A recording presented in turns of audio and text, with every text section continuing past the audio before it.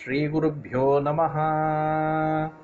தென்னாருடைய பெரியவா போற்றி, எந்நாட்டவர்க்கும் இறைவா போற்றி. சர்வஜ்ஞா சர்வவ்யாபி பெரியவா சரணம். மாயப்பிறப்பருக்கும் மகா பெரியவாடி போற்றி. ஓம் ஸ்ரீ மகாமகணபதயே நமஹ. ஸ்ரீ சந்திரசேகராமிர்தம் அமிர்ததாரை 1252. தெய்வத்தின் குரல் 5ஆம் பாகம். அத்தியாயம் ஸ்ரீ சங்கர சரிதம். இதன் இன்றைய புதிய தலைப்பு ஆர்யாம்பா காஞ்சி காமாட்சி, ஆர்யன் ஐயப்பன். அப்பா பெயர் கும்பகோண சம்பந்தம் உள்ளது என்றால் அம்மா பெயர் காஞ்சி சம்பந்தம் உள்ளது என்று ஒரு விதத்திலே சொல்லலாம். சிவகுரு மாதிரி ஆர்யாம்பாவும் அபூர்வமான பெயர்தான். மலையாளத்தில் ஆரியங்காவு சபரிமலை வழியில் இருக்கிறது. ஆரியனுடைய காடு என்று இதன் அர்த்தம். ஆரியன் என்பது சபரிமலை சாஸ்தாவைத்தான். ஆரியன்தான் தமிழிலே ஐயன் என்று ஆயிற்று. அதை மரியாதையாக பன்மையில் சொன்னால் ஐயர் அல்லது ஐயனார். ஐயனார், ஐயனாரப்பன் என்பதே தமிழ்நாட்டில் சாஸ்தாவின் பெயர். மலையாளத்திலே ஐயப்பன் என்பதும் அதே வார்த்தைதான்.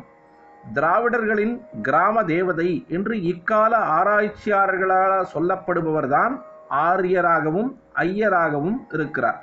இந்த இன பேத ஆராய்ச்சி எல்லாம் எவ்வளவு தப்பான அடிப்படையில் உண்டானது என்பதற்கு இது மாதிரி பல சான்றுகள் இருக்கின்றன. அது இருக்கட்டும். ஆர்யா என்பது அம்பாளின் பரமேஸ்வர பத்னியாக இருக்கப்பட்ட பராசக்தியின் பெயர். உமா, காத்யாயனி, கௌரி என்று ஆரம்பித்து அமரத்தில் அம்பாள் நாமங்களை சொல்லிக்கொண்டு போகும்பொழுது ஆர்யா, தாக்ஷாயணி, சைவகிரிஜா என்று வருகிறது. குறிப்பாக திரிபுரசுந்தரி என்கிற ரூபத்திலே தனுர்பாண பாஷ அங்குஷங்களுடன் செக்கச்சவேல் என்று உள்ள அம்பாளையே ஆர்யா என்று சொல்வதாக தெரிகிறது.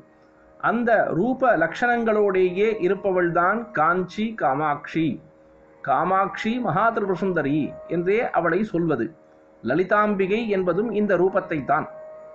காஞ்சி காமகோஷ்ட பூஜா பத்ததியை அனுகிரகித்தவர் துர்வாச முனிவர். அவர் அவளை பற்றி 200 ஸ்லோகம் உள்ள ஒரு ஸ்துதி செய்திருக்கிறார். அதற்கு ஆர்யா த்விஷதி என்றே பெயர். த்வி ஷதி என்றால் 200. காமாட்சியை குறித்த மிகவும் உத்தமமான இன்னொரு ஸ்துதி ஒன்று. அது பஞ்சசதி, அதாவது 500 ஸ்லோகம் கொண்டது. மூகர் என்பவர் செய்தது. அதனால் மூக பஞ்சசதி எனப்படுவது. அதிலும் முதல் 100 ஸ்லோகங்களுக்கு ஆர்யா சதகம் என்றே தலைப்பு கொடுத்திருக்கிறது. பின்குறிப்பு: லலிதாம்பிகை குறித்த துதிகளில் நன்மணியாக விளங்குவது என பொருள்பட இதனை லலிதாஸ்தவ ரத்னம் என்றும் சொல்வர். பரமேஸ்வரனோடு சேர வேண்டும் என்பதற்காக காஞ்சிபுரத்தில் காமாட்சி தபஸ் இருந்தது பிரசித்தம். காமாட்சி அப்படி தபஸ் இருந்த ஊர் காஞ்சிபுரம் என்று கந்தபுராணத்தில் குறிப்பிடுகிற பொழுது ஆரியை தவம் செய்பதி என்றே சொல்லியிருக்கிறது.